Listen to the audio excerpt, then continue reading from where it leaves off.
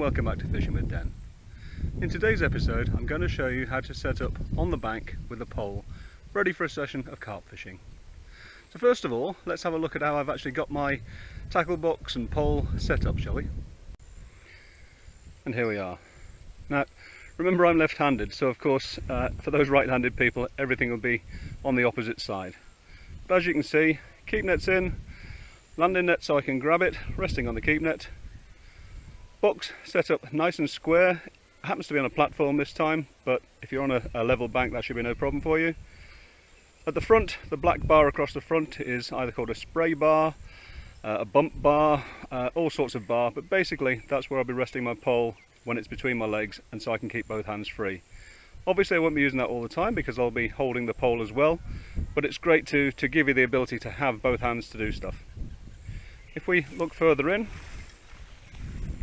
as you see, I've got a bait tray, and in this case I've got some sweet corn and some pellets. I've got two pole tops set up, which I'll show you in a second, and I've got a pole cup, and that's for feeding, and again I'll show you that in a second.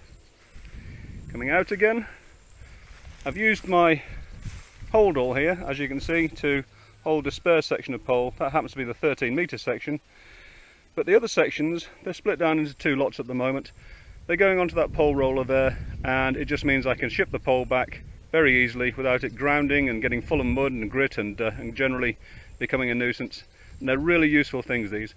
The idea is to set it up a little way back from the box. As you can see, that's just under two sections worth, and it's off to one side at a slight angle. And that's where I'll be shipping back through. It's a natural movement to do that.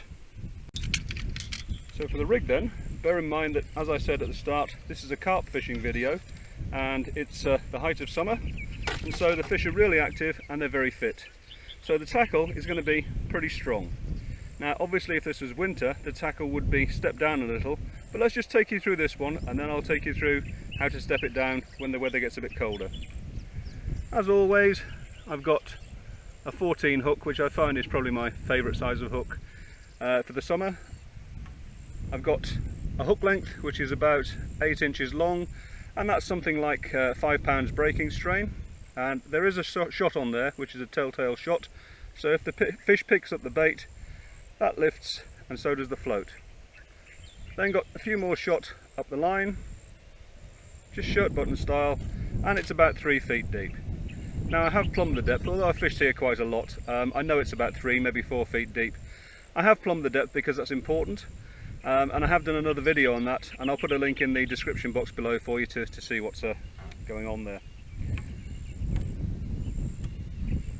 Further up, from the top of the float to the rod top, I've got about 2 feet 60 centimetres of line. Now as you get better at this, you'll obviously be fishing with shorter lengths of line, so it's more direct, but if you do it this way to start with, that 60 centimetres or 2 feet just gives you the ability to not get too many tangles as you ship out. Inside the pole I've got number 18 elastic. That may be a little bit heavy for some people like to go for a 14 or a 16. I like 18, personal preference. Have a bit of a go at it, choose your own. If we go down to the bottom of the pole, I'll just hook this in a second, you'll see this thing. Now this is where the elastic comes to. This is called a puller bung.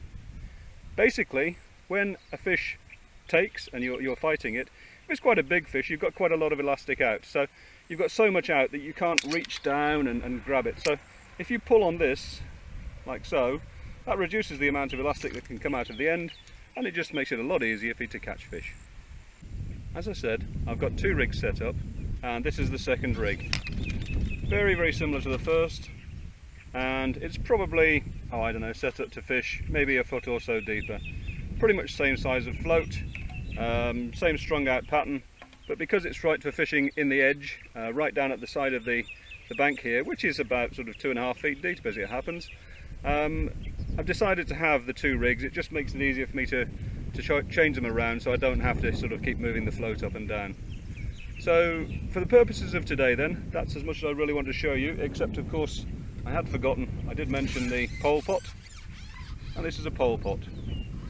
What you do is you grab some bait, like that, which is pellets and some of the sweet corn. Put it in, connect up the pole, ship it out, and then just tip the pole pot sideways and all the bait falls out. It's a very, very accurate way of feeding the swim. But of course you'll see that in the next video, which is how to fish with the pole in the summer, for carp of course. And that's the basic setup, guys. Obviously everybody does things a little bit differently. This happens to be my setup. Once you've done it a few times, you'll get your own setup, but the basics remain the same. Keep everything around you, keep it to hand, try and keep it as neat as possible, and it just makes things a lot easier for you to fish. So, that being said, that's another one over and done with. If you liked it, click the like button. If you want to subscribe, you can do that too. And until the next time, bye for now.